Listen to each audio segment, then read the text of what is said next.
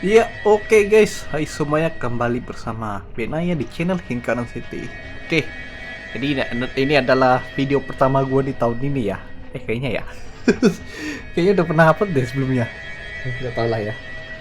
Oke, kita nggak ada resolusi apa-apa. Sebelumnya kita mau bacot dulu ya guys, 1 menit aja. Jadi ini nggak tahu ya, di tahun ini gue bingung jalurnya kemana. Ya pokoknya yang gue bisa lakukan yaitu konsisten aja. Tapi rencananya gue punya program channel satu lagi ya, namanya Cube kalau nggak salah. Nanti kalian bisa mampir aja ke sananya ya. Oke, kita balik lagi ke topik utama. Jadi kali ini dari apa ya, Joy Kreatif Joy Kreatif.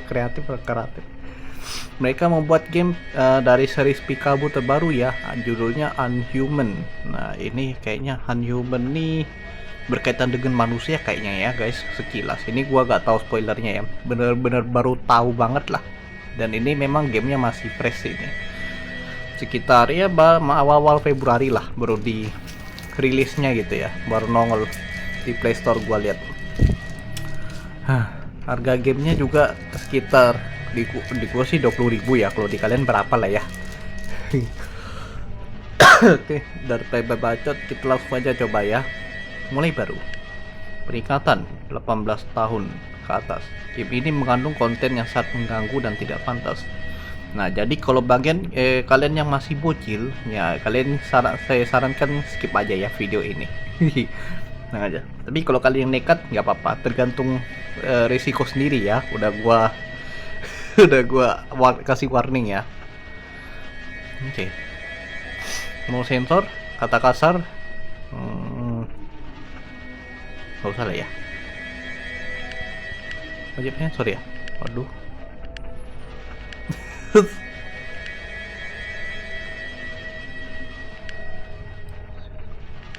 Kata kasar nggak usah sensor lah guys. Wajib sensor ya. Waduh, nggak bisa dipencet ya. Mungkin harus beli premium kali. Oke.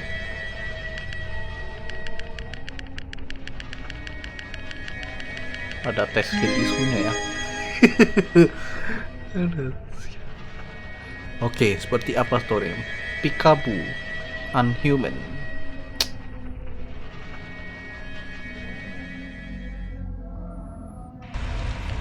Gimana storynya nih?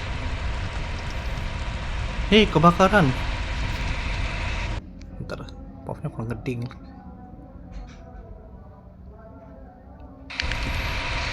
Oke, udah perfect. Apa nih? Cepet pasang selang ada di truk ke hidran. Siap dan. Jadi kita jadi pemadam kebakaran sekarang. Mulainya. Selang. Salah deh. Lupa gua.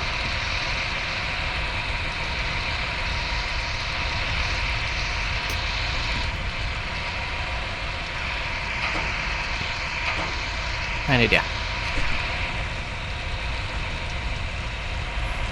Pasang ke sini kan. Hai, mana dia? Oh, hidran tarik dekat. Kalau gue jadi ini, gue jadi dalam kayak udah hangus sudah. Aduh. Agak sedikit ngelik ya, tapi masih enjoy lah ya. Sedikit purik. Ya, tipikal game Pikabu biasanya. Oke, selangnya kurang panjang. Kirain satu aja cukup.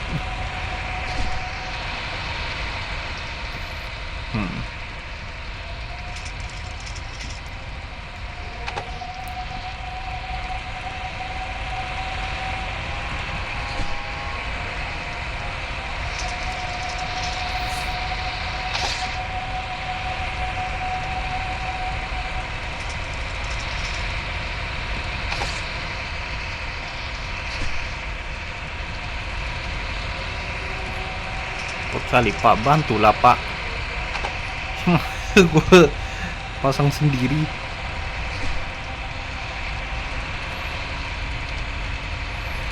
Ini kebakaran sepi ya penontonnya. Biasanya kalau di entah ya, kalau di Indonesia kalau ada kebakaran ditonton rame-rame. Nah ini cuma biar gamenya optimal guys. Kepala selang. Oh ini. Oke, waktunya kita main semprot-semprot.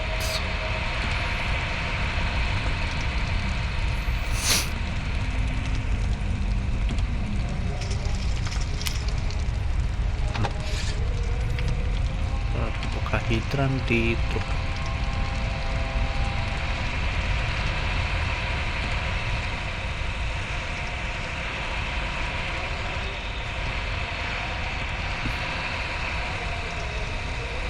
Nah ini, oke.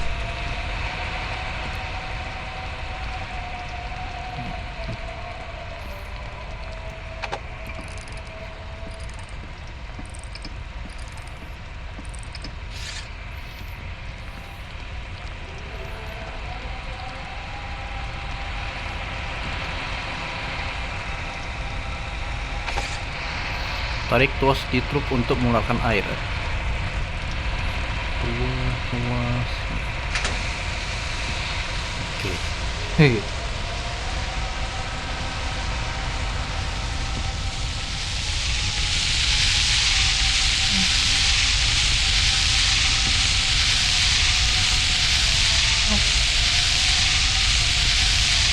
Oh, kira dia ngapa-ngapain.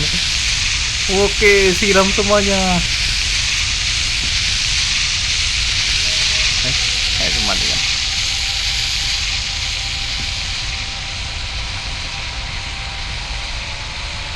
kerja bagus. Tim gua sudah bertugas dengan baik. Tinggal menunggu apinya padam.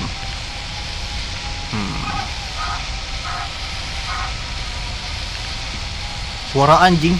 Di mana dia? Jangan-jangan ada di dalam. Oke, pakai peralatan itu. Keselamatan. Pakai helm. Pakai masker. Topeng oksigen. Ambil oksigennya.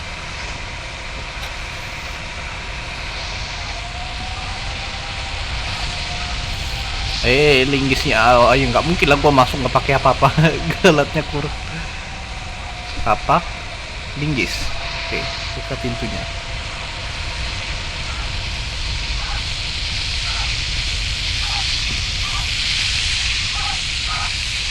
Lihat belakangnya ada suara anjing. Itu kenapa gua naik?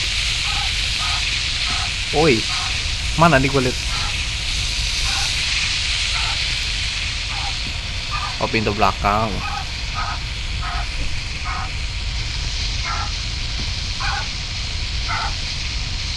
Buka pintu atas. Iya. Oke. Mau kita selamatkan anjingnya.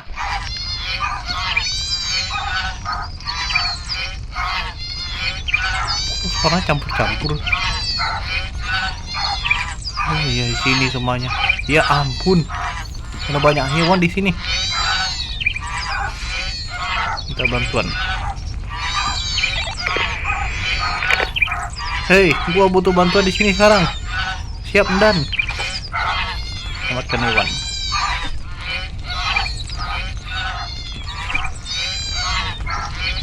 Lokasi semuanya. Oh, tikus. Ada tikus, ada ular. Ini kayaknya lagi buka kebun binatang. Enggak lah, pet shop kali ya. Oke, kucing.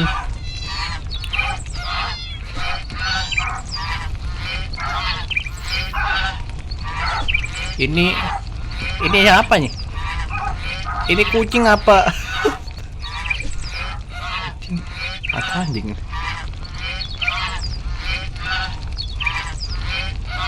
Oke, burung.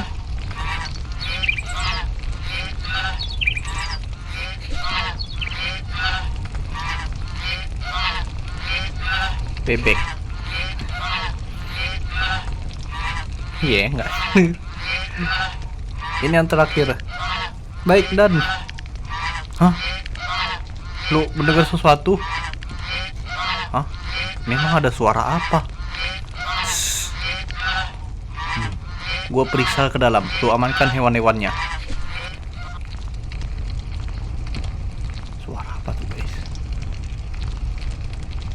sini. Oh, ada pentok. Sepertinya suaranya berasal dari kamar ini. Terkunci.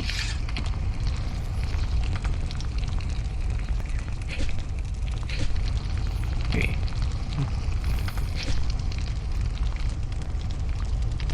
Oh, tetep lagi.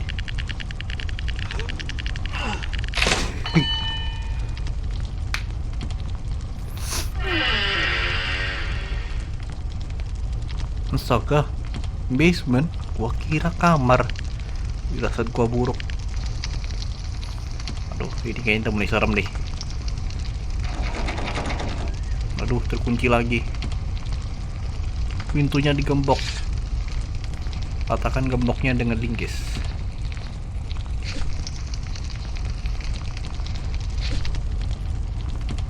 Apa yang ada di dalam sini, guys?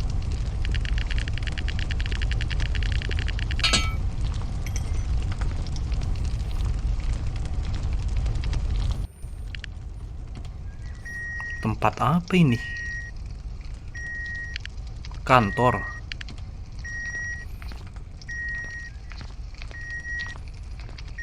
Ini buku-buku. Ini apa nih? Semacam kaset. Dokumen. Ada PC. Ini tampilan CCTV rumah. Hah? Kok ada CCTV yang menyorot ke dalam kamar mandi? Buat apa kamar mandi dikasih CCTV? Hah? Oh, mati.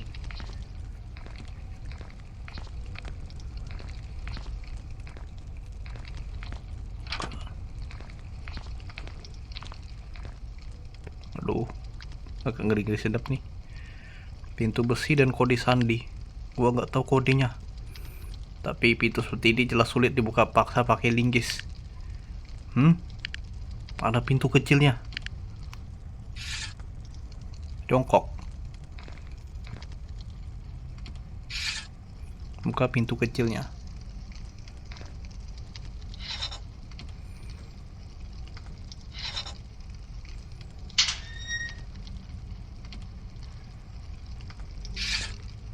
Lihatlah ke dalam.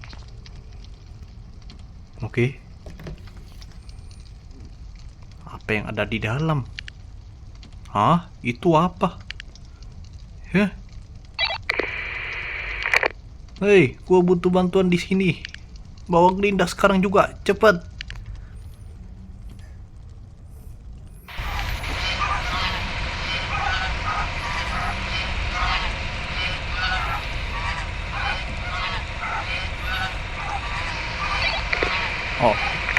Oh ini kembali. Cepat, siap dan baik Glinda.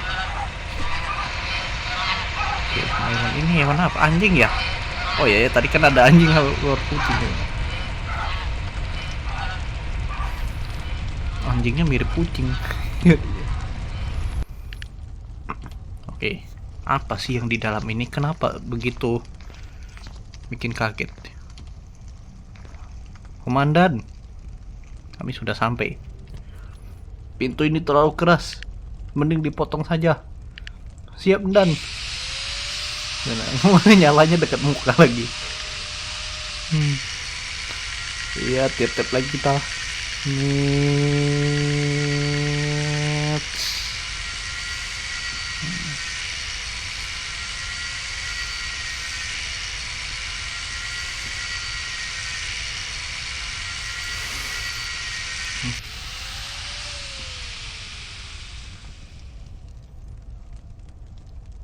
Kan saatnya lingkaran menjadi hijau. Oke.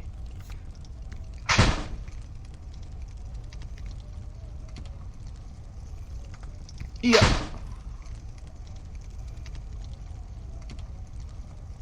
Lagi. Salah. Sorry. Oh, sorry guys, skill juga. Iya. Sekali lagi. Oke, mantap. Sekarang ada gameplaynya ya. Hah? Kenapa dia sampai kaget begitu? Astaga, makhluk apa itu? Nah ini kurangi sensor kan. Sudah jelas itu anak kecil tolol. Hah? Kenapa dia teranjang? Dan kenapa dia dirantai? Apa yang sebenarnya terjadi di sini? Jangan buang waktu. Kita harus segera mengeluarkannya dari sini. Cepat potong rantainya. Hihi. Ngagetin. Dan sepertinya dia mau menyerang saya. Hah? Sebaiknya lu mundur dulu. Hei nak, kami kesini untuk menolongmu. Jangan takut ya, kami bukan orang jahat.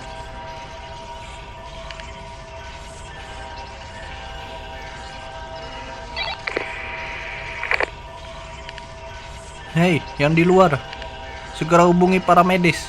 Ada yang terluka di sini. Baik Dan. Sial, kita nggak punya banyak waktu. Lu potong rantainya, sementara gua bakal tahan badannya. Akan bahaya kalau dia sampai panik. Baik Dan.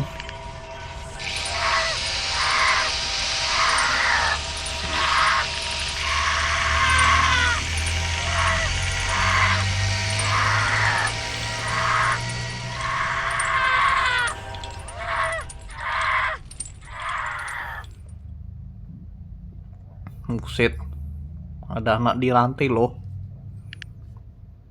Dr. Gavin Q. Edward, psikiatris.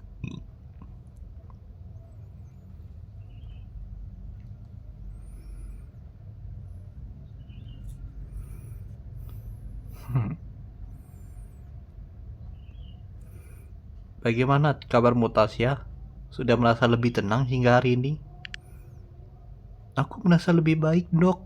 Obat yang dokter kasih sangat membantu meredakan kecemasanku. Bagus, itu perkembangan yang saya harapkan. Coba ceritakan apa saja yang kamu lalui dalam seminggu ini. Kalau kamu mau, kamu bisa bercerita sambil berbaring di sofa. Baik dok, tapi aku ceritanya sambil duduk saja ya. Gak masalah, buatlah dirimu nyaman. Setelah cerita panjang lebar.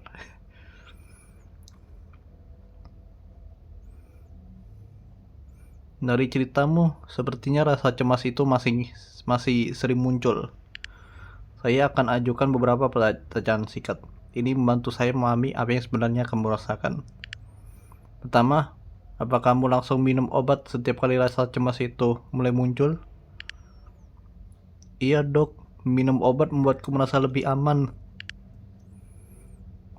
Apa nilaimu? Buruk.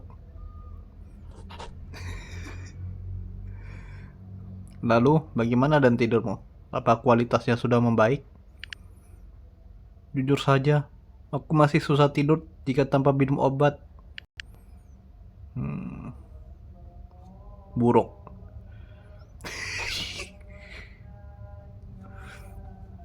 Tadi kamu cerita kalau sempat lupa bawa obat saat bekerja.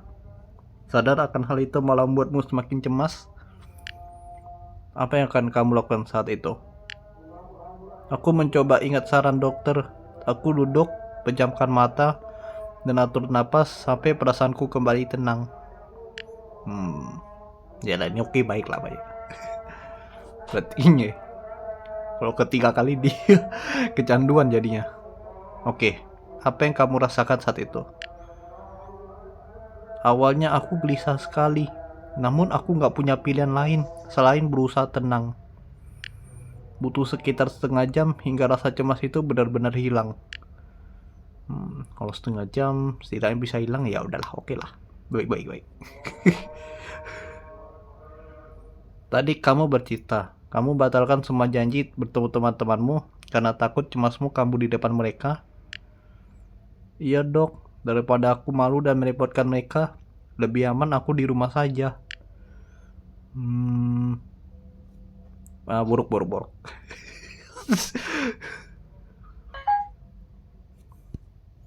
Dengan analisa yang bagus. Cuma download. Ya, berarti yang skill analitik gua bagus ya guys. Masih tajam. Ya. Ngetik resep obat.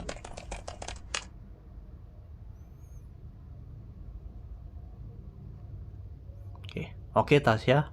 Keberhasilanmu mengontrol kecemasan dengan teknik pernapasan adalah kunci. Teknik pernapasan, Jay. Bentar lagi dia bisa ngendalin api Hinokami. Saya akan mulai perlahan mengurangi dosis obatmu dan fokus pada latihan pernapasan. Saya yakin kamu akan secepatnya mampu mengatasi kecemasan tanpa obat sama sekali. Baik, terima kasih dok.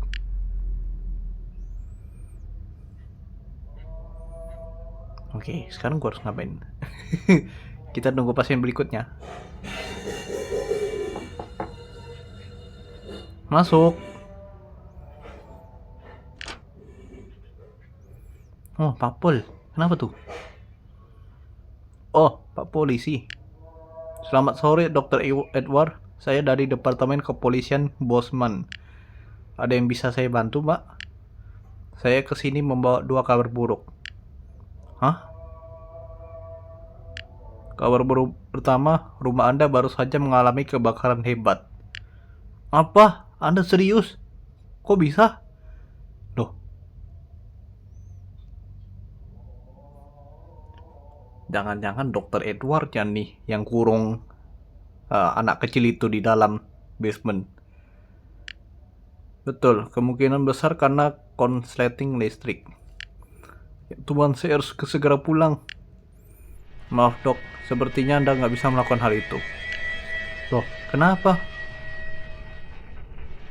Kabar buruk kedua, Anda kami tangkap atas kasus penyekapan manusia. Saya minta Anda untuk bekerja sama. Tolong berbalik dan taruh kedua tangan Anda di belakang kepala.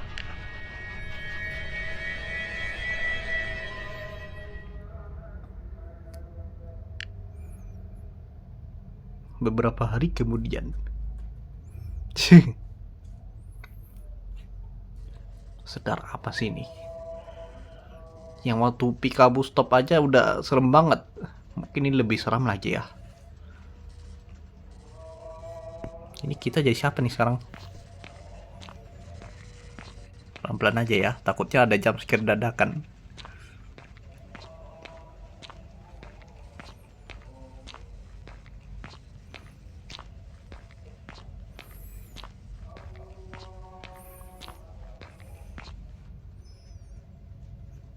Halo, Dokter Linda.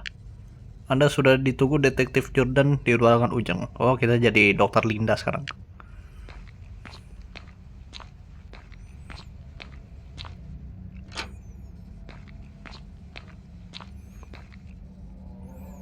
Linda, akhirnya kamu datang. Halo Detektif Jordan, ada apa memanggilku ke sini? Aku cuma ingin lihat senyumanmu yang menawan. Apaan sih? Bercanda. Bagaimana situasi di ruang interogasi? Situasinya aneh. Coba lihat dia. Orang itu terlihat sangat senang, padahal kasusnya sedang viral sekali. Kamu sebaiknya hati-hati sama orang itu. Kamu gak usah sok peduli, aku ini karate sabuk merah. Justru itu yang kutakutkan. Aku takut situ tersangkalah yang akan berteriak minta tolong. Ingat, jangan sampai kamu terbawa emosi. Apa lagi? Oh, sini ya sebelahnya.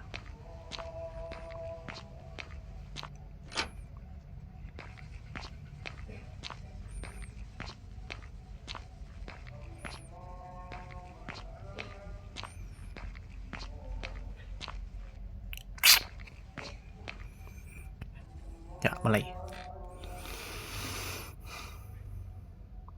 Halo Dr. Edward, perkenalkan saya Linda. Saya seorang psikiater. Oke, psikiater versus psikiater.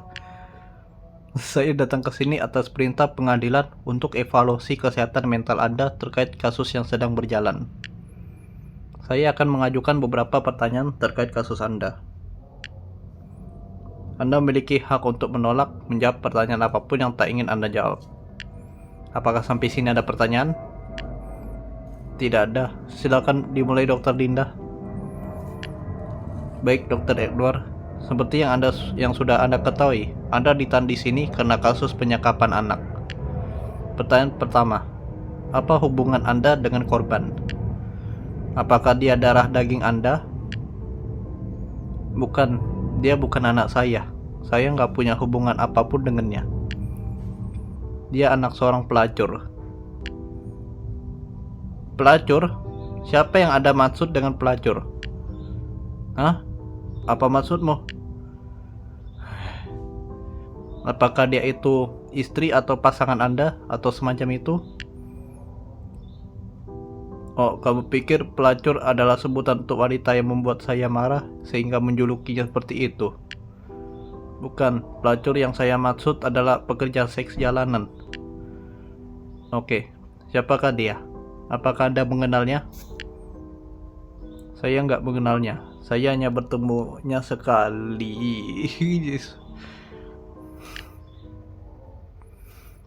Bentar, matiin dulu lah. 7 tahun yang lalu ya.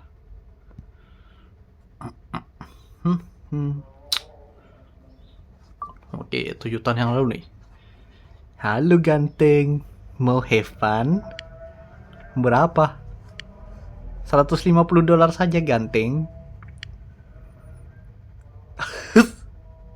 Apa negosiasi? Tawar paling murah. $50. Ya udahlah, kita mau main di mana? Di mobil. Jangan, saya nggak mau mobil ini kotor. Kita main di tempatmu saja. Terserahlah. Ih, apa nih?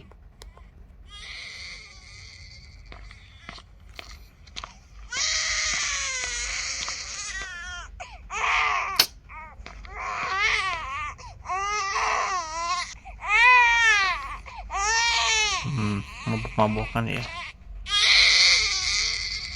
Mbak ibu menangis. Udah, biarin aja. Popoknya harus diganti. Kamu nggak ngurusnya bukan? Hah?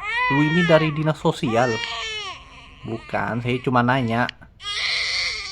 Kalau lu merasa terganggu, lebih baik kita pindah aja ke hotel. Nggak usah, kita di sini aja.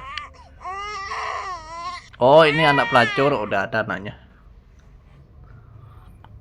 Bagaimana bisa ia rela menyerahkan darah dagingnya sendiri kepada Anda? Tentu saja dengan kekuatan uang. Saya tawarkan $1.000 ke dia. Tanpa bertanya apapun, dia langsung setuju. Umur berapa korban saat itu? Sekitar 4 bulan.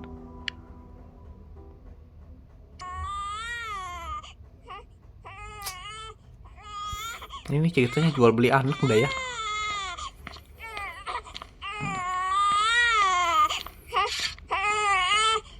Buatkan susu.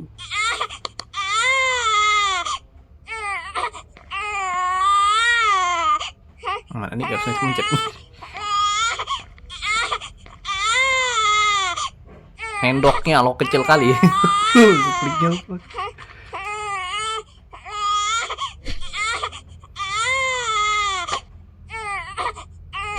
Panas.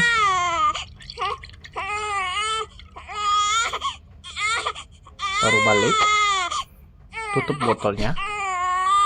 Lalu kocok-kocok.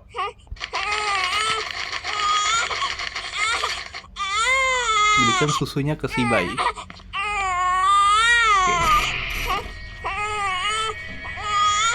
Ini posisi dari si Edward ya. Itu si Edward kapan sih? Pakai kostum kura-kura, dia nak jadi kura-kura ninja kah? Ada tempurung kura-kuranya lagi. Nggak logis Jay.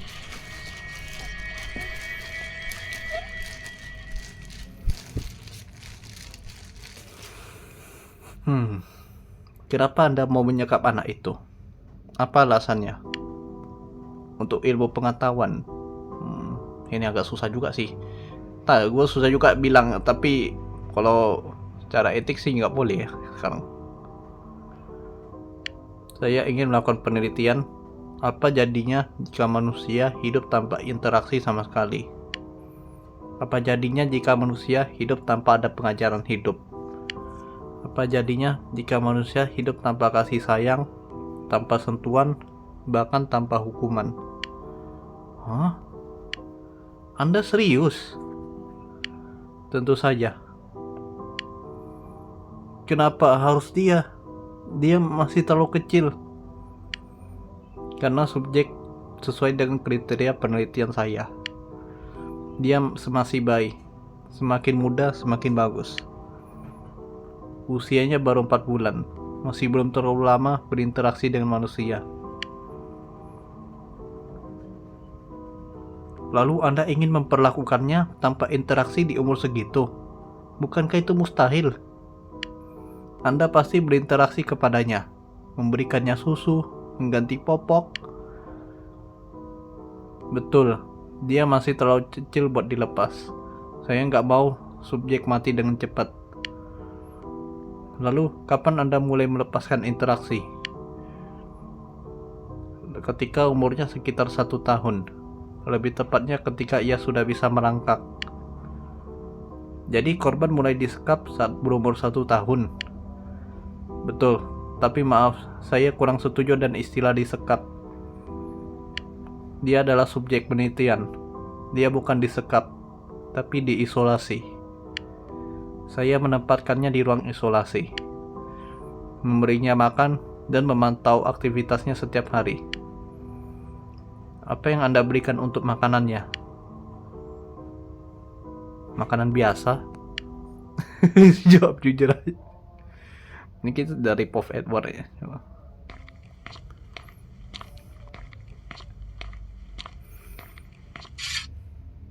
Siapkan makanan. Oke, kasih makan sereal.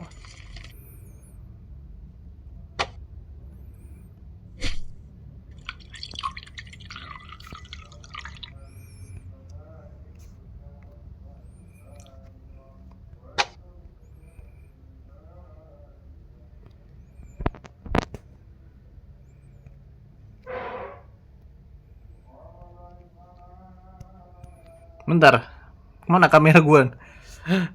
Oke, siapkan makanan. Sendok. Taruh sendok ke sini. Kasih ke siapa? Oh.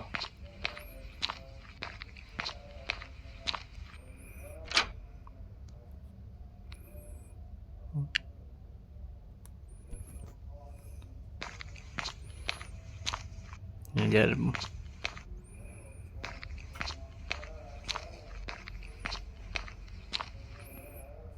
Kostum kura-kuranya.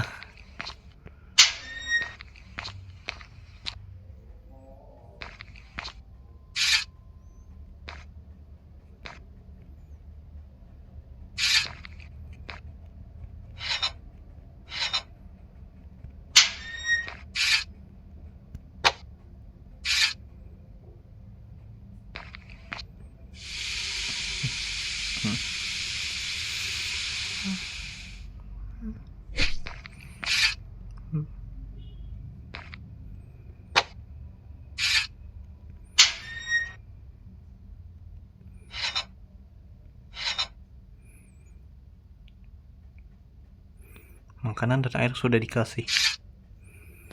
Pantau di CCTV.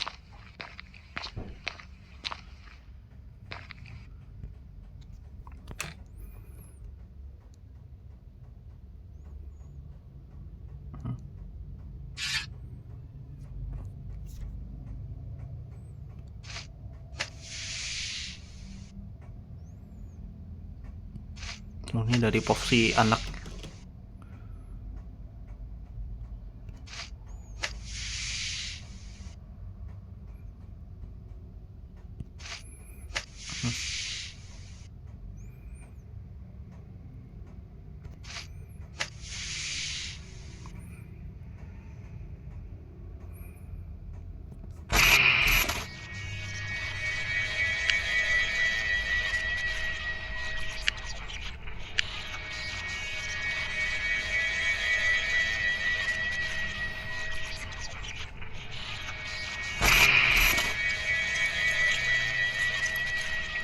Minta jadi hewan dia, buset. Buset, kayak dikasih makan hewan loh.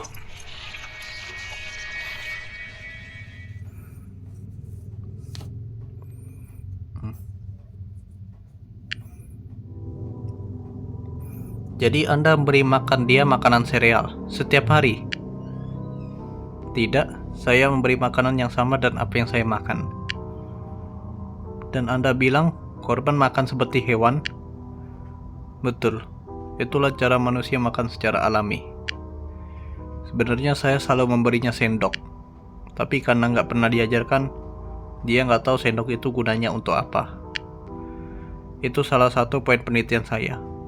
Apakah manusia bisa memakai benda-benda sekitarnya secara naluriah? Segala aktivitasnya saya pantau dan catat.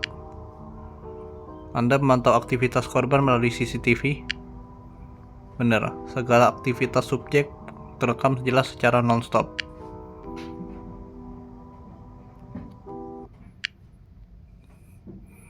Ini kasih makan apa lagi nih?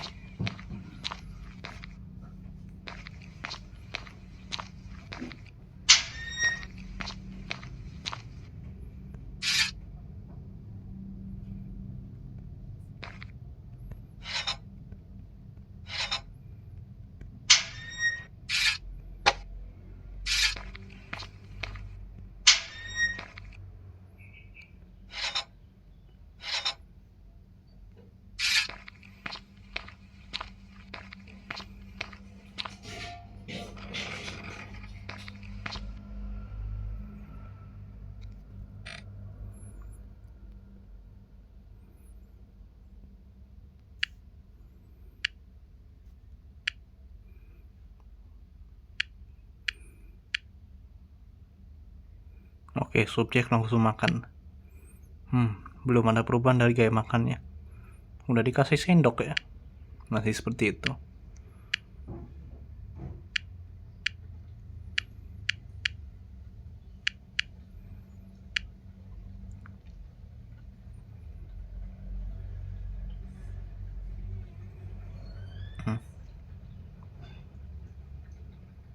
Oke, hari ini semua berjalan lancar. Subjek aman, lingkungan di luar juga aman terkendali. Oke, sekarang saatnya untuk menyalin data CCTV.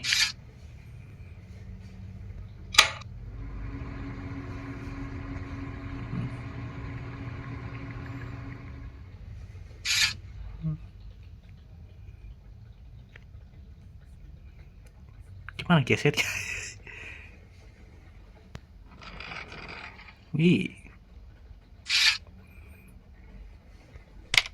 Oke, kita burning ke DVD ya, ke kaset.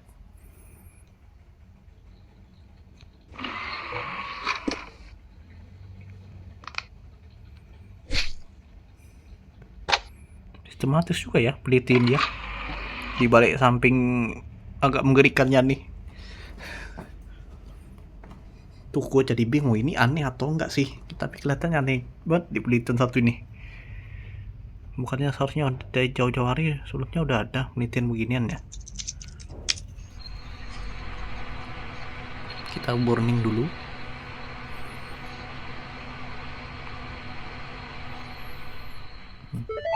Oke.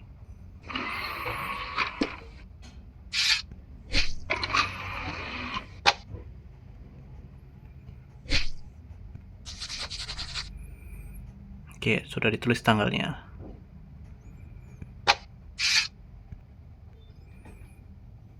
Tahun 2021.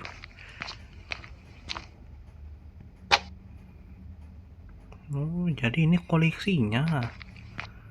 Buset, banyak juga disimpannya nih.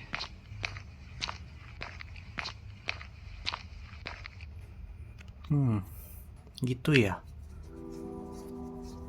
Anda menyimpan video CCTV korban ke DVD untuk apa? Tentu saja untuk dokumentasi penelitian.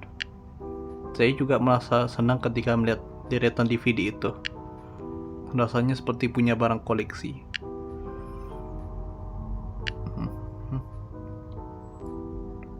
Anda bilang ini adalah penelitian untuk ilmu pengetahuan.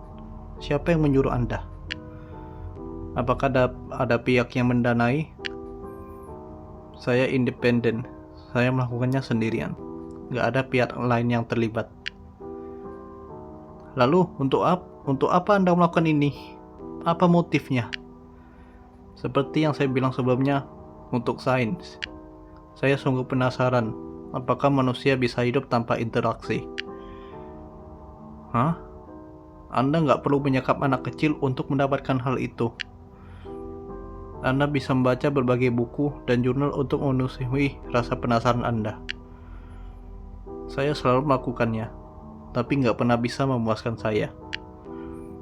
Lagi pula, ada beberapa jurnal populer yang bertolak belakang dengan apa yang saya dapatkan dalam penelitian ini.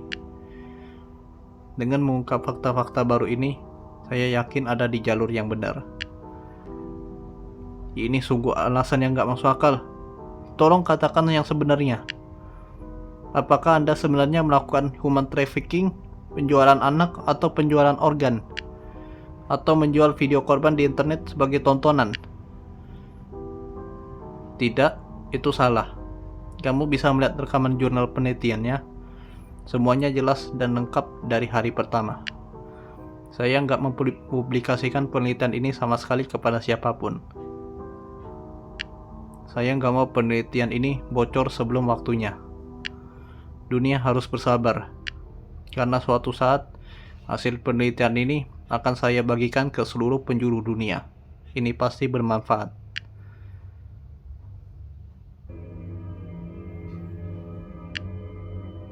Korban ditemukan tanpa busana.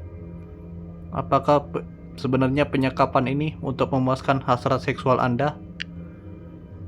Penelitian ini cuma sekedar kedok. Tidak, itu salah.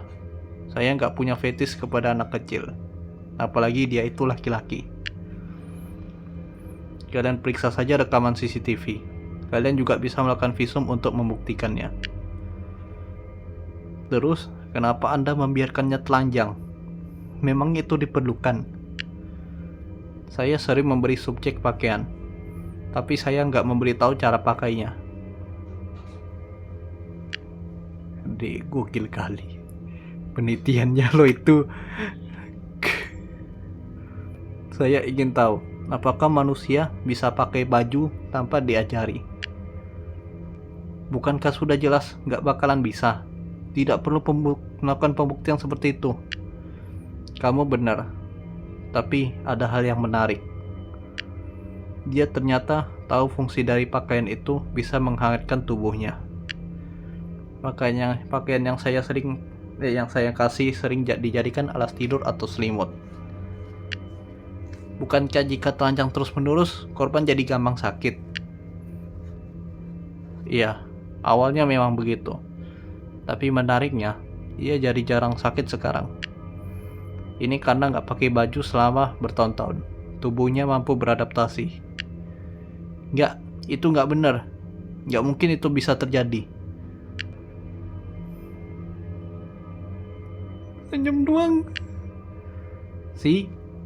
Itu salah satu informasi penting yang bisa kita dapat dalam penelitian ini. Rekaman medisnya ada. Subjek selalu saya pantau kesehatannya.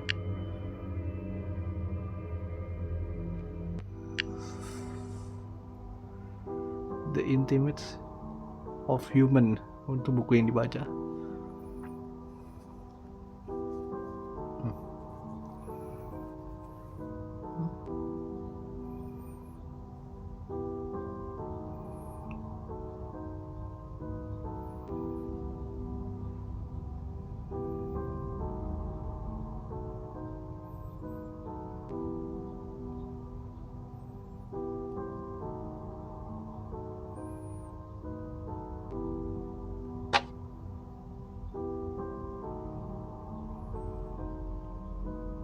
Subjek sudah tidur. Saatnya pemeriksaan medis. Pakai kostum penyu. Jadi penyu jahit.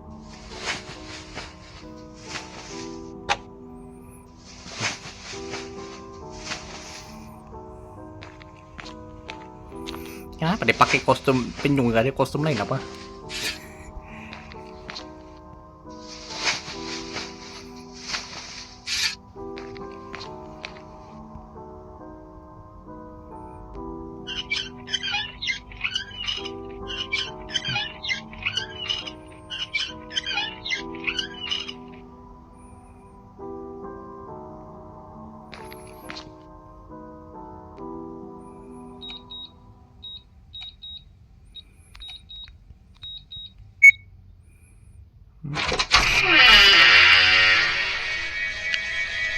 lagi tidur. Si bocil lupanya yang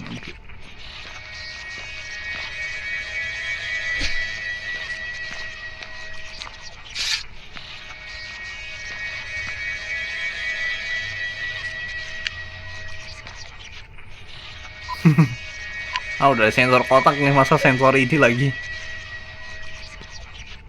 Suhu tubuh cek 36 normal mah. 36 normal guys. Yang bilang ini asing. Ukur tensi subjek dan stetoskop dan tensimeter. Oke.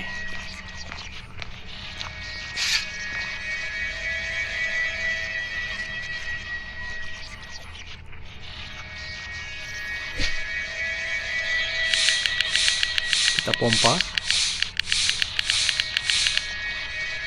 Tekanan darahnya 105/67.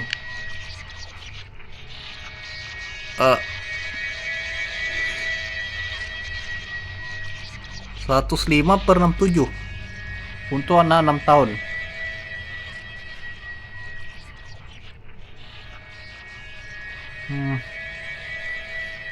Kayaknya hipotensi kali ya. Tekanan darahnya lemah. Atau 6 tahun gua nggak pernah ngecek buat bocil Jay. Kalau yang ngeceknya yang orang-orang gede sih sama remaja. Kalau 120-70 mungkin masih bisa normal ya. Ntar gue cek dulu ya. Atau gue tebak aja lah ya, hipotensi kayaknya. Semoga aja bener.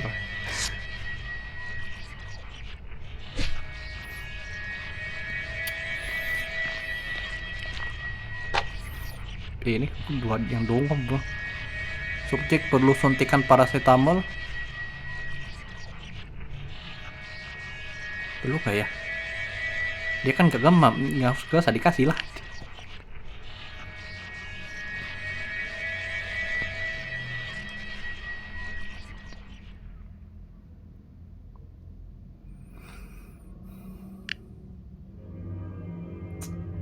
Anda tadi bilang bagaimana jadinya manusia hidup tanpa sentuhan.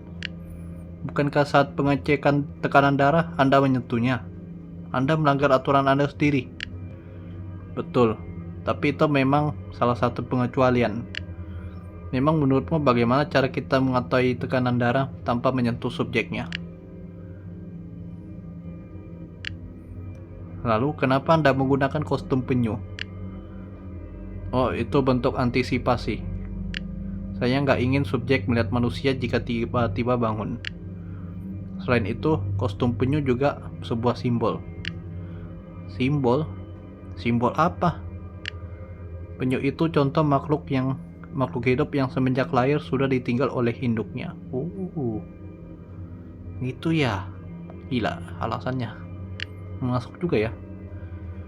Ketika bayi penyu meretas, secara naluri mereka bergerak menuju laut. Seolah-olah mereka diprogram seperti itu.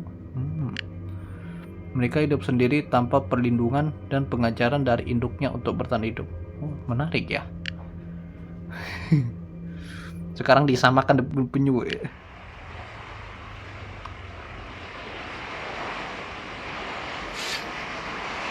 Kita jadi penyu Jay. Penyu baru lahir.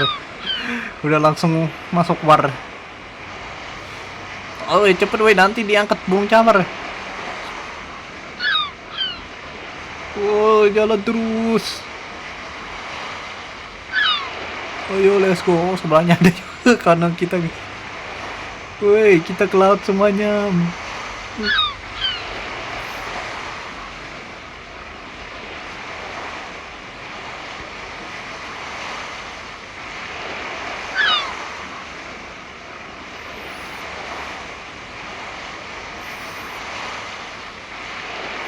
Terus oh hanya lama lah, cepet lah.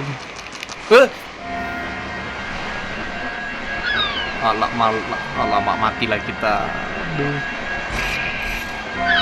Wow kan, aduh udah dimakan burung. Oh dipatok-patok.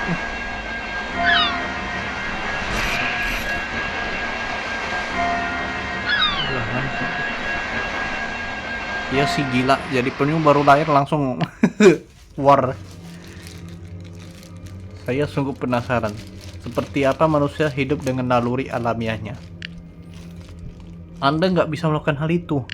Sudah jelas manusia dan penyu itu berbeda. Naluri bertahan hidupnya sangat berbeda.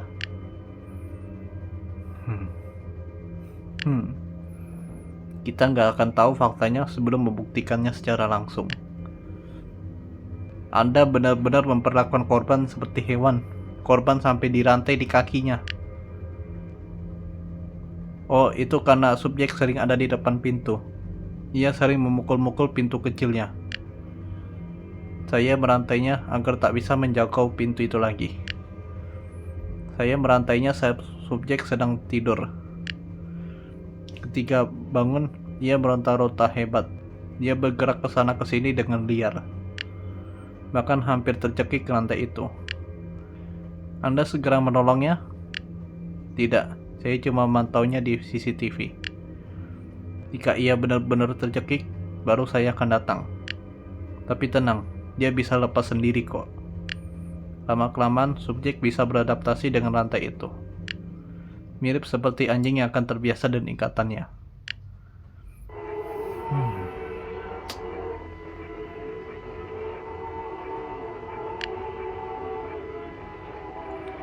Sepertinya saya harus menunda sebentar interogasi ini. Catatan saya ketinggalan.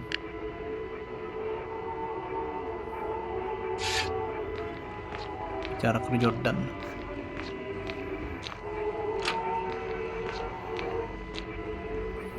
Kamu nggak apa-apa? Kepalaku pusing, rasanya mau meledak. Tenangkan dirimu, jangan terbawa emosi. Apa? Kamu nggak dengar yang dia omongin dia sedari tadi? Dia itu orang gila. Aku marah, aku pengen menendang kepalanya berkali-kali. Aku mengerti perasaanmu, tapi kita harus profesional di sini. Aku nggak bisa, aku nggak sanggup melanjutkan ini. Aku ini seorang ibu. Aku ini manusia.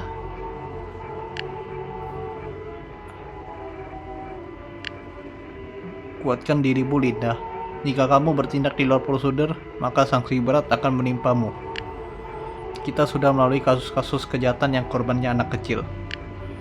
Ini bukan kasus yang pertama dan bukan juga yang terakhir. Mungkin ini bukan perkataan yang bijak, tapi kita harus terbiasa dengan hal ini. Tapi orang ini berbeda. Kalau orang lain pasti berusaha keras berdalih agar gak masuk penjara. Tapi orang gila ini malah membuka semuanya. Seolah itu hal yang membanggakan.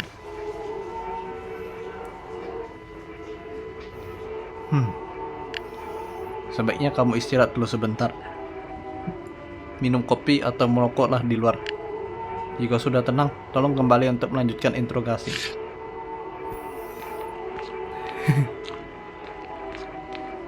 Halo Om, sang Bang. Iya, Linda sampai stres. Eksperimennya Dr. Edward agak-agak itu di luar kotak ya. 30 menit kemudian.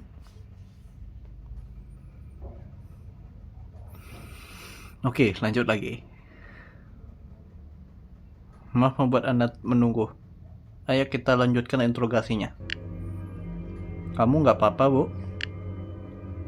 Saya ingin tahu, kenapa Anda menyekapnya di kamar mandi? Ya, agar ruangannya lebih mudah saya bersihkan. Maksudmu agar korban bisa buang air di kloset? Dia tidak bisa melakukannya, karena subjek tidak diberitahu benda itu untuk apa. Jika ia ingin buang air, maka ia akan mengeluarkannya begitu saja. Membersihkan ruangan isolasi adalah rutinitas saya setiap hari.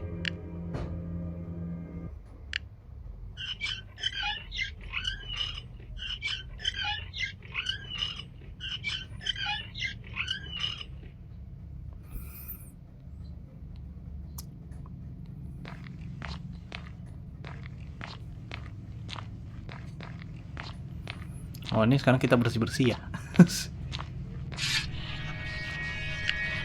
Alamak, berantakan. Nyapu dulu.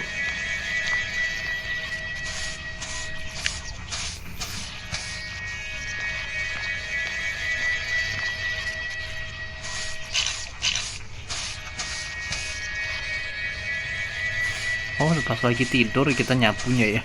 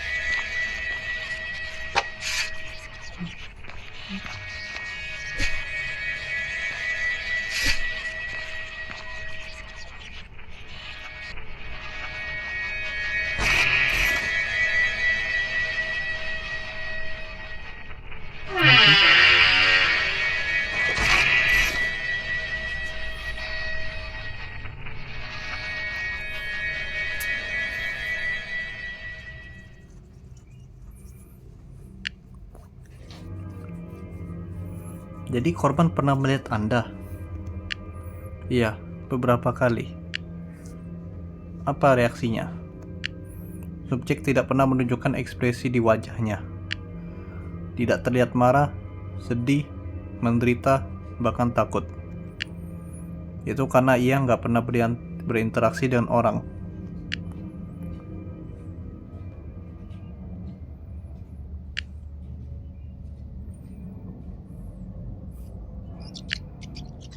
Lagi bobo dia.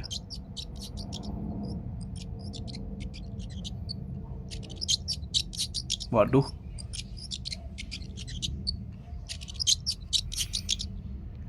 Itu jadi tikus.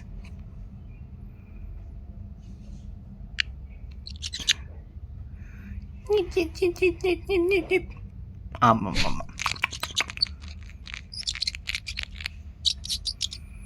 Kalau dia bangun kayaknya kita juga yang dicekiknya. Pas jadi tikus.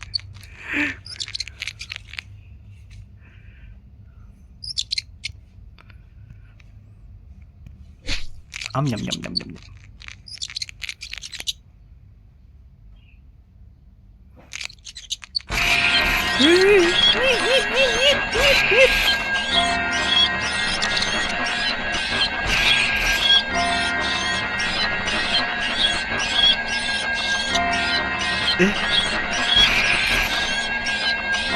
Oh, sudah dijadikan teman, kukira mau dicekik guys. Tuh. Tapi pasti terekam lah di CCTV. Awalnya saya pikir subjek akan memakan tikus itu. Saya nggak menyangka dia malah memeluknya. Itu pertama kali saya melihatnya tersenyum. Sepertinya dia merasakan senang. Tikus itu menjadi makhluk pertama yang berinteraksi kepadanya. Menjadi teman pertama dan terakhir kalinya. Terakhir, tikus itu hewan yang berbahaya. Dia bisa membawa bakteri mematikan, penyakit sampar, leptospirosis, tifus, dan banyak lagi. Saya nggak mau subjek saya cepat mati. Saya harus menyingkirkan hama itu. Lalu kita pun sebagai Edward membunuh tikus itu.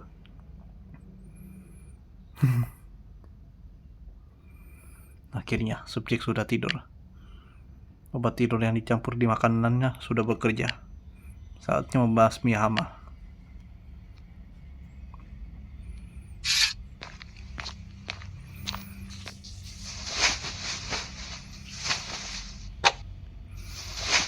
Eksperimen ngeri-ngeri sedap, tapi gimana lagi lah ya.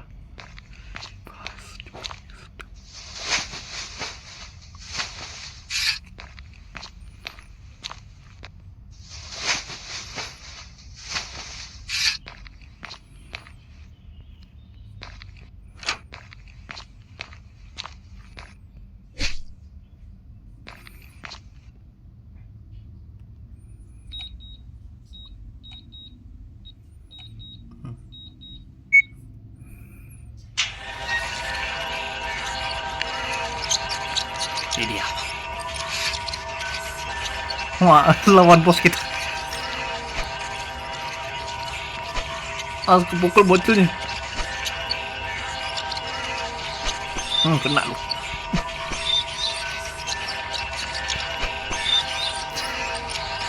Boss fight nih. Lawan tikus. Aduh. Mau kemana kau? Kena lu. Kayak lagi ya. Iya, mampus mati.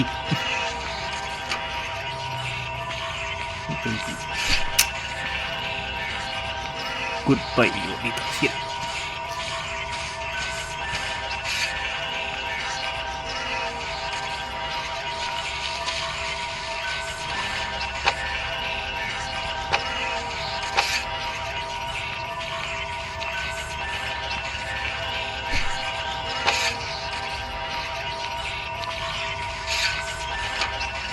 Nah, selesai.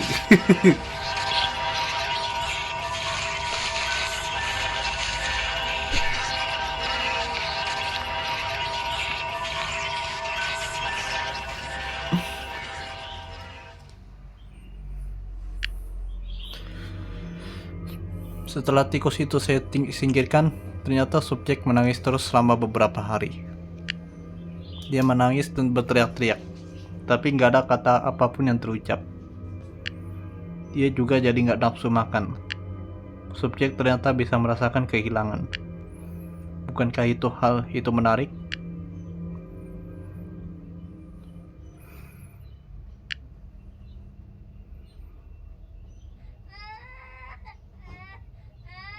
Mari kita dengarkan.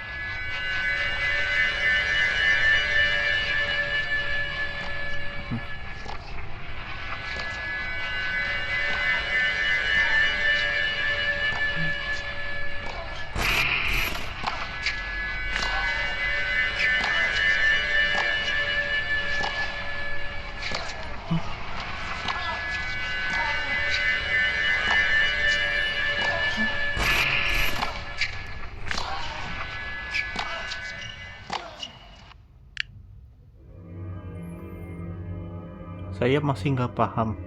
Anda ini seorang psikiater kan? Tugas Anda menolong orang-orang yang terpuruk. Tapi kenapa Anda bisa melakukan hal sekeji ini? Apa tidak ada rasa iba kepada korban?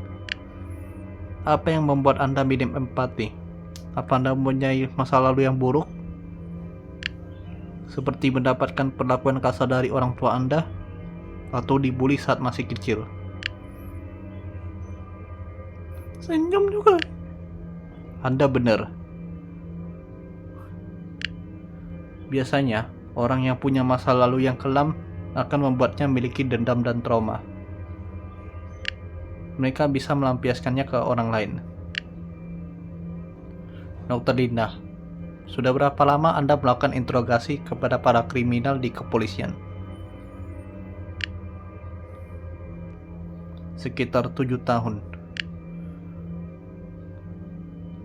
Pernahkah Anda bertemu kriminal yang nggak punya catatan kriminal, nggak punya trauma masa lalu, tapi bisa melakukan hal di luar batas? Iya, saya beberapa kali menemukan kasus seperti itu. Iya, seperti itulah saya. Saya berasal dari keluarga baik-baik. Orang tua saya memperlakukan saya normal seperti pada umumnya. Saya nggak punya trauma. Saya nggak punya dendam kepada siapapun. Tapi saya sadar saya nggak punya empati. Saya nggak bisa merasakan apa itu rasa kasihan. Saya nggak bisa merasakan kesedihan, rasa sakit, atau penderitaan orang lain. Oh gitu. Jadi udah dapat kita alasannya. Saya sudah mencoba memperbaikinya dengan berbagai ilmu psikologi. Namun hasilnya nihil. Selama bertahun-tahun meneliti subjek, saya juga berharap bisa merasakan kasihan kepadanya. Oh gitu ya. Oh, poin titik terangnya udah dapat guys. Akan tetapi hal tersebut tetap tidak muncul. Rasanya biasa saja. Tapi ada penjelasannya nggak sih orang minim yang empatinya nol begini nih?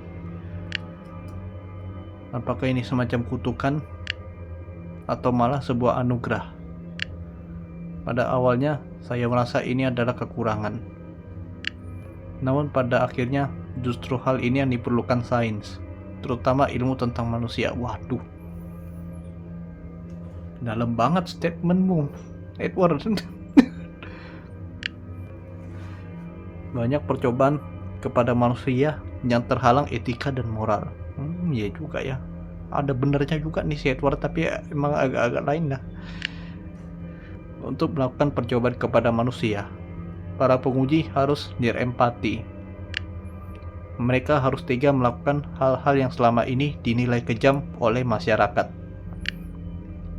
Jika mereka memiliki rasa iba kepada subjek, maka percobaan bisa berhenti di tengah jalan.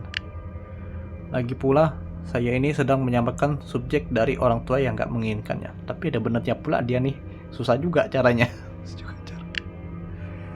Jika saya nggak mengambilnya, mungkin ia akan dibuang orang tuanya lalu mati kedinginan dan kelaparan. Daripada mati sia-sia, lebih baik dia menjadi berguna dan memberikan kita data-data penting tentang hidup manusia. Ngeri. Banyak informasi berguna yang berhasil saya dapatkan dari penelitian ini. Saya sudah mencatat semuanya di jurnal penelitian. Dan saya yakin orang-orang akan membutuhkannya suatu saat nanti, termasuk kamu. Anda melakukan kejahatan besar ini hanya demi informasi. Anda tahu, Anda bisa dihukum sangat berat. Iya, saya sudah memperhitungkan segalanya. Saya tahu semua konsekuensinya. Saya juga tahu suatu saat saya akan dihukum berat. Tapi itu adalah sebuah pengorbanan. Saya akan menjadi martir dalam dunia sains. Giordano Bruno, Nikolai Vavilov, Mikhail Servetus, itu adalah beberapa nama martir dalam dunia sains. Letnan Jenderal Shiro Ishii dalam unit 731 telah melakukan eksperimen gila kepada manusia saat Perang Dunia Kedua. Waduh, dimension Jeju juga itu aja. Walaupun begitu, ia tak pernah diadili sebagai penjahat perang, karena informasi eksperimennya begitu penting. Dari semua perkataanmu, sepertinya Anda nggak menyesal telah melakukan ini. Satu-satunya hal yang saya sesalkan adalah kalian datang terlalu cepat.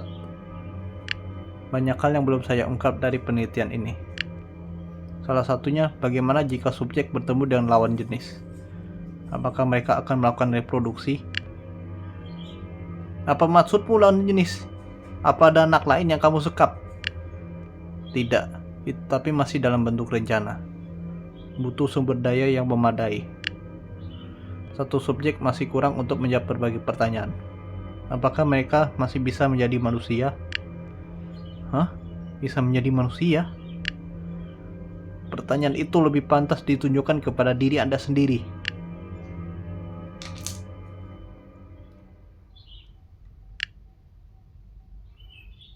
Beberapa hari kemudian,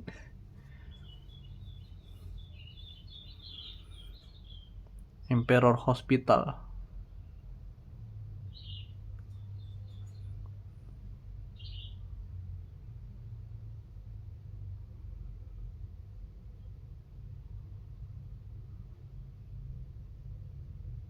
Oh, ini Institut Trevor ya. Permisi. Oh, ini kapten. Ada yang bisa saya bantu? Saya ingin menjenguk seseorang. Apakah dia dirawat di sini? Siapa namanya? Saya nggak tahu namanya. Dia anak kecil korban penyekapan. Anda siapa? Keluarganya? Bukan, saya Anda wartawan? Maaf, dia nggak boleh diwawancara, dia sedang dirawat. Saya bukan wartawan, saya pemadam kebakaran yang menolong anak itu. Hah? Betulkah itu? Ada perlu apa Anda ke sini? Saya cuma ingin tahu keadaannya. Apa saya diperbolehkan melihatnya sebentar? Tunggu sebentar, biar saya menghubungi suster yang menjaganya. Tut.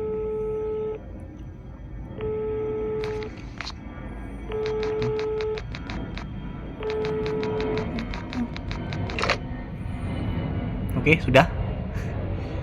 Permisi Pak, telepon perawat jaganya nggak diangkat. Saya nggak bisa mempersilakan Anda bertemu anak itu tanpa seizinnya. Oh, begitu. Baiklah, saya mengerti. Saya mungkin akan kembali besok. Hei, Emma. Hah? Hah, kebetulan kamu lihat. Bapak ini pengen bertemu sama Gabriel. Hah? Siapa dia? Keluarganya? Bukan, dia petugas pemadam yang menolong anak itu. Oh, jadi ada sang pahlawan yang menyelamatkannya. Saya cuma melaksanakan tugas. Suster, apa saya dibolehin menjenguknya? Tentu. Ayo ikuti saya.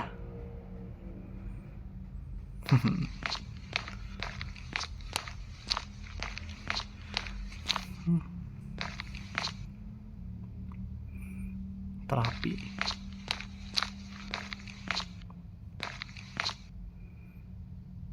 Mana ruangannya? Dan jemuk si bocil itu ya. Gimana dia sekarang? Apakah dia... nggak tahu lah ya. Biar kita lihat aja ke depannya. Sebelum Anda ketemu Gabriel, saya harus memberitahumu beberapa hal. Tunggu dulu suster, maaf saya potong.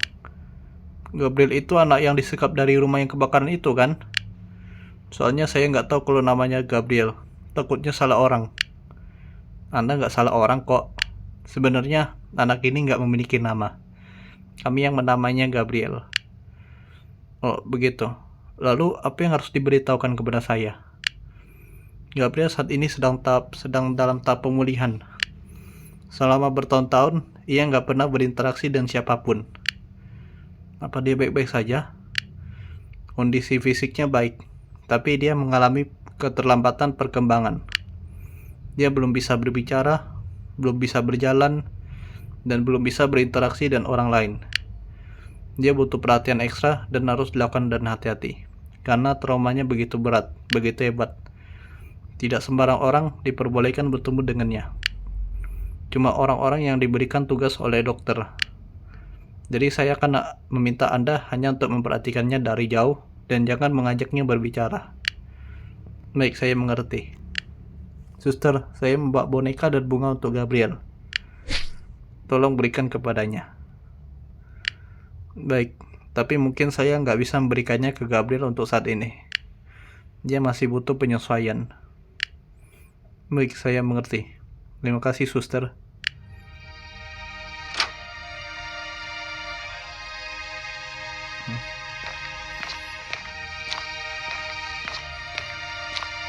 Oh, sini dia.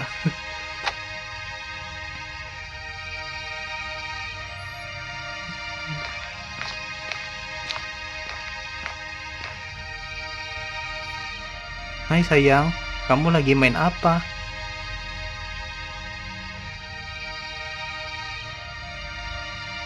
Mundur-mundur dia, mundur teratur.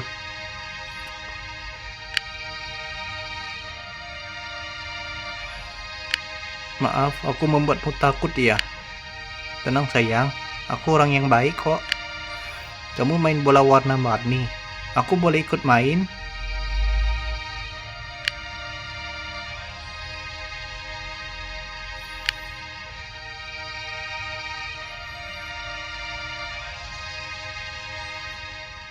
Hmm. 5 bulan kemudian. Oh, masih ada lanjutannya nih.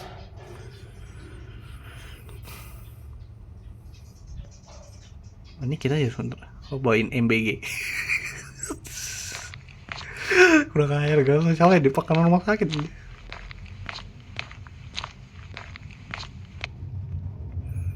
Gabriel, ayo kita makan. Kita belajar makan pakai sendok lagi ya sayang. Nyongkok.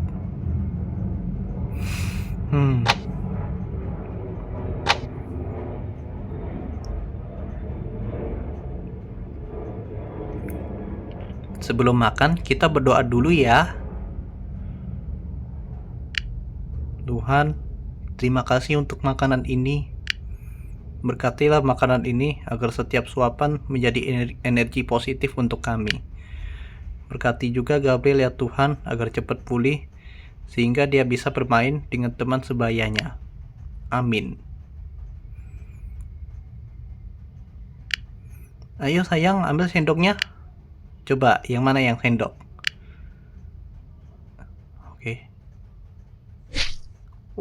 Betul. Bagus. Nah, sekarang ayo sendok makanannya. Oke. Hah? Ayo, kamu bisa sayang.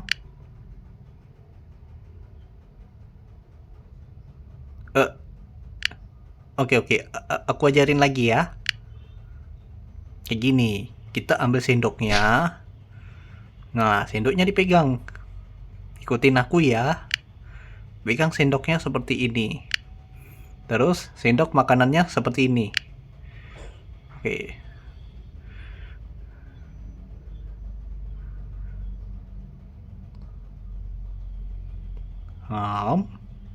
Nah, begitu. Enak. Ayo kamu juga makan sayang, kamu pasti bisa. Bagus. Pelan-pelan saja. Ayo makan. Kita jadi Gabrielnya sekarang. Iya. Bisa sendiri akhirnya. Aduh, jadi taruh juga. Kamu pintar. Ayo makan lagi.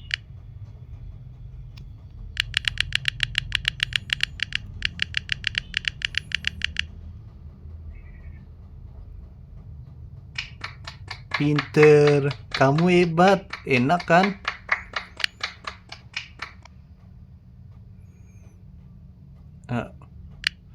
Nanti kita main keluar yuk. Setelah kamu sudah bisa jalan, kita akan ke taman bermain.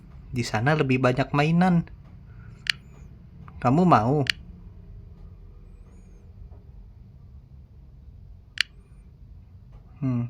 Aku benar-benar ingin melihatmu tersenyum. Hingga sekarang aku belum pernah melihatnya. Neraka apa yang telah kamu lalui sebelumnya?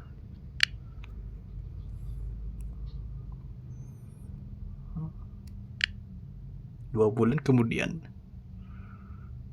Gimana nih perkembangan si Gabriel? Kita sebut aja Gabriel sekarang. Ini balik Dr. Edward. Terdakwa Gavin Quentin Edward. Anda telah dinyatakan bersalah secara sah dan meyakinkan, serta telah mengakui tindakan keji Anda yang berlangsung selama lebih dari 7 tahun. Pengadilan mencatat pengakuan bersalah Anda, dan hal tersebut telah kami masukkan ke dalam pertimbangan hukum. Namun, kekejaman Anda menghapus semua peluang untuk mendapatkan keringan hukuman. Korban telah dirampas masa kecilnya secara paksa dan harus menanggung trauma psikologis yang tak terbayangkan. Pengadilan menjatuhkan hukuman 358 tahun penjara atas dakwaan perlakuan tidak manusiawi. Buset. Udah lebih dari seumur hidup dah. Selanjutnya mengenai dakwaan kepemilikan dan produksi materi eksploitasi kepada anak di bawah umur. Anda terbukti menyimpan video yang mendokumentasikan aktivitas keji Anda selama 7 tahun, 2 bulan, dan 17 hari. Ditemukan 2.807 bukti rekaman video. Masing-masing video merupakan satu tindakan pelanggaran hukum yang berat. Maka pengadilan menjatuhkan hukuman 5 tahun untuk setiap video. Total vonis tambahan untuk dakwaan ini adalah 14.035 tahun, gak kelar-kelar. Demikian, total vonis yang dijatuhkan adalah 14.393 tahun penjara, tanpa kemungkinan pembebasan bersyarat. Hukuman ini adalah manifestasi hukum atas setiap detik trauma yang Anda berikan kepada korban. Tujuan hukum ini untuk memastikan Anda tidak akan pernah lagi menghirup udara bebas, serta memastikan masyarakat terlindungi dari ancaman Anda untuk selamanya. Anda segera dipindahkan ke tahanan federal. Sidang ditutup.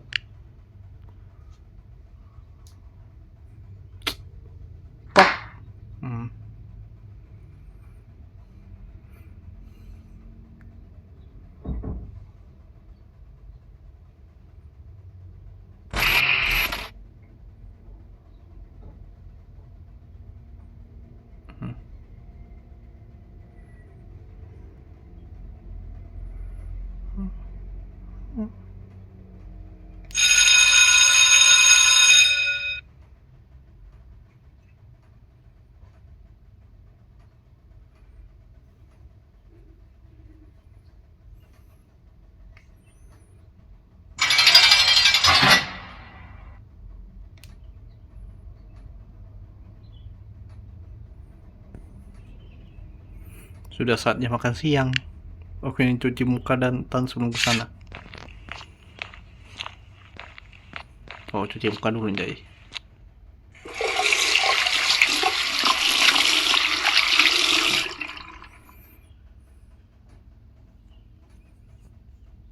Loh.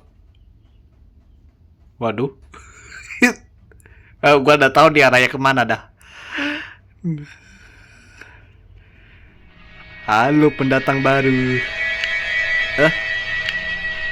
Ada yang bisa saya bantu? Wow, dia ganteng banget. Waduh, jangan toh. Aduh, gue lebih takut yang gini. Aku suka. Bisa kalian minggir dulu? Saya mau keluar makan siang. Santai bro, gak usah panik begitu. Kita datang ke sini buat menyambut elu. Saya nggak perlu penyambutan. Bisa gak kalian minggir? Bang, enak banget nyuruh-nyuruh gitu. Lu pikir lu siapa? Lu nggak tahu sekarang ada di mana? Lu ada di sel yang spesial. Sel paling ujung, jauh dari kamera pengawas. Tempat ini biasanya untuk para napi dengan kasus pemerkosaan, terutama ke anak kecil. Kasus pemerkosaan anak kecil itu kejahatan paling hina di sini. Dan sesuai tradisi, siapapun yang ditempatkan di sini harus disambut dengan meriah. Bisa kalian minggir? Saya mohon.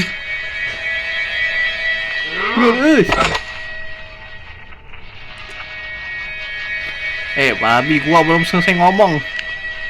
Rhodes, Bella, kasih dia pelajaran dulu. Tapi ingat, jangan pukul mukanya. Gua nggak mau muka gantengnya rusak. Mati dia. Tekan saat dikanya. Iya. Mampus. Lagi. Oh. Kurang kencang pukulannya. Giliran gini gua nggak meleset sendiri. Mama tuh, udah lah. Habislah dia ke bolong dah tuh sama napi di sini. Cukup Rhodes. Lepasin dia Bella.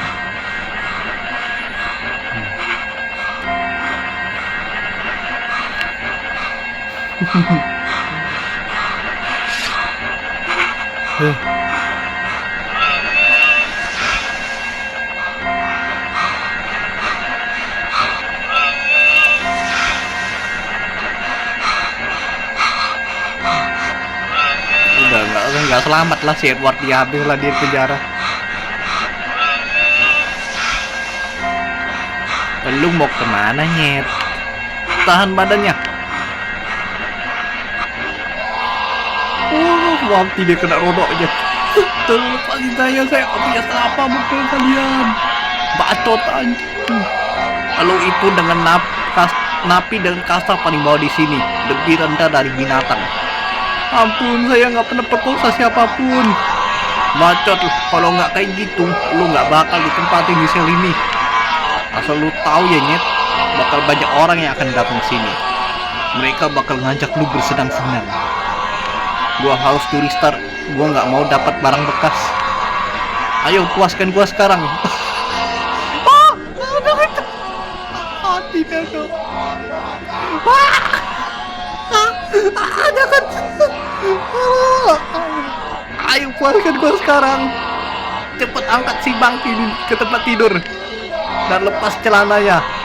Ampun, tolong ampun. Udah, jangan ngelawan, nikmatin aja.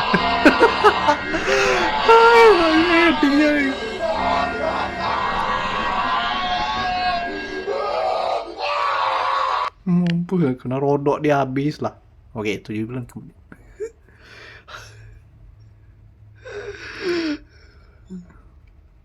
Oke, kita lihat si Gabriel.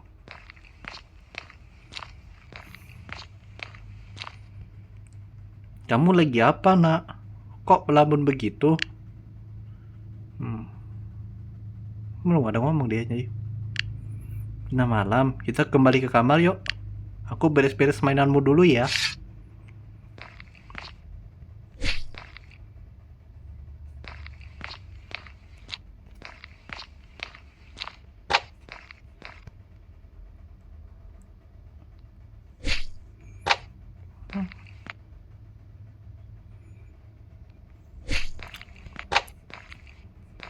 Ini apa, Jay? Oh, box.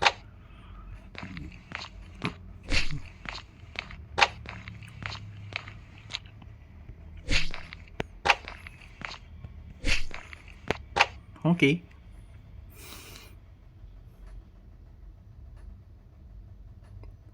Oh, dia sudah bangun. Wah. Iya. Ya, oi.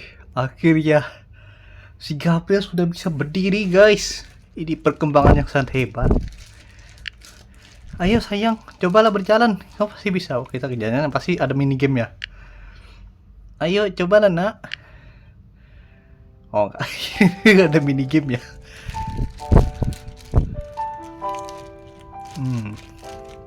Aduh. Awas jatuh.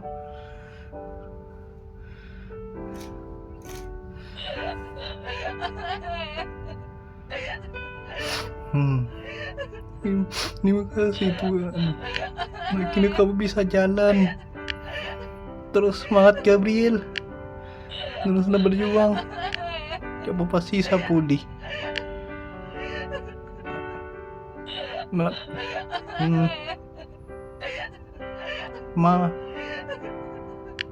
Hah? Ya Tuhan, kamu juga sudah bicara. Iya sayang, itu namaku Emma. Ayo katakan lagi, Emma.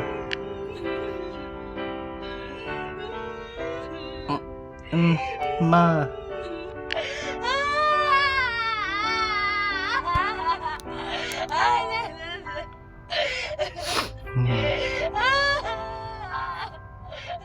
Syukurlah good ending.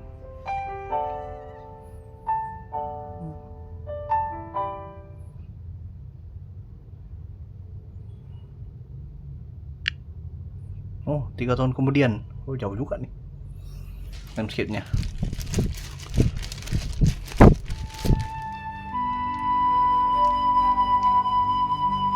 Wow, sudah mulai jadi anak laki-laki yang ganteng. Sip, kamu sudah sangat ganteng dan rapi. Sekarang tersenyumlah. Iya, Jay. Bagus, nanti harus sering-sering tersenyum seperti ini ya. Iya. Mama Emma. Panggilnya Mama ya. Jadi tahu ya. Kita akan bertemu lagi kan nanti. Pasti sayang. Pasti. Kita pasti bertemu lagi. Aku janji. Aku akan selalu ada untukmu sayang. Kamu bisa telepon aku. Bisa video call juga kapanpun kamu mau. Tapi aku takut. Jangan takut sayang. Mama Olivia dan Papa Thomas akan selalu menjagamu. Oh, sudah diadopsi dia sekarang. Kita akan sering menghabiskan waktu bersama dan mereka. Mama Olivia dan Papa Thomas itu sangat baik dan sangat sayang pada kamu. Jadi kamu gak perlu takut sayang. Oke? Oke. Oke, persiapan sudah beres. Kita bertemu dengan Mama dan Papa yuk.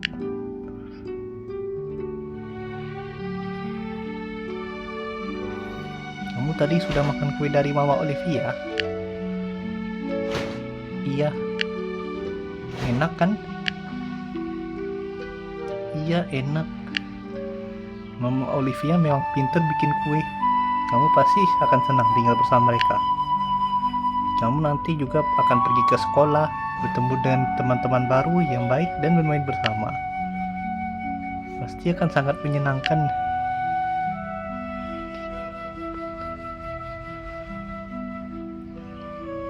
Gabriel, janjilah padaku. Kamu harus jadi anak yang baik, jadi anak yang pintar. Harus sering tersenyum. Iya, aku janji, Mama Emma.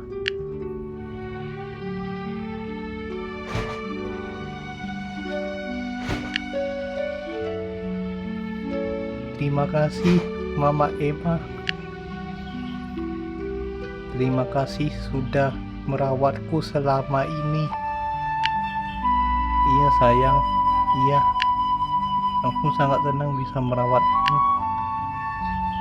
Aku juga sangat bahagia dan bersyukur. Sekarang kamu sudah punya ayah dan ibu. Kamu sudah nggak sendiri lagi. Jaga dirimu baik-baik ya.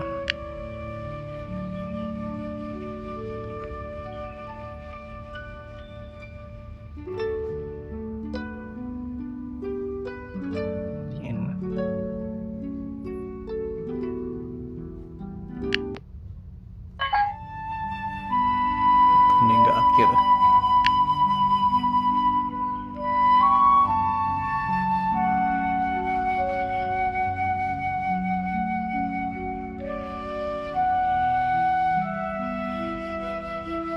Ya.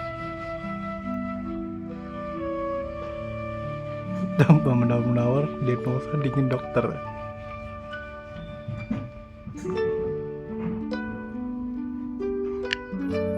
Jadi sudah good ending ya.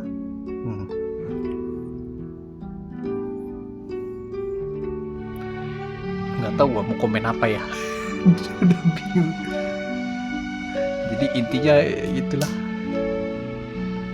berawal dari eksperimen yang mengerikan sih. Walaupun memang eksperimen membesarkan manusia tanpa sosial ya.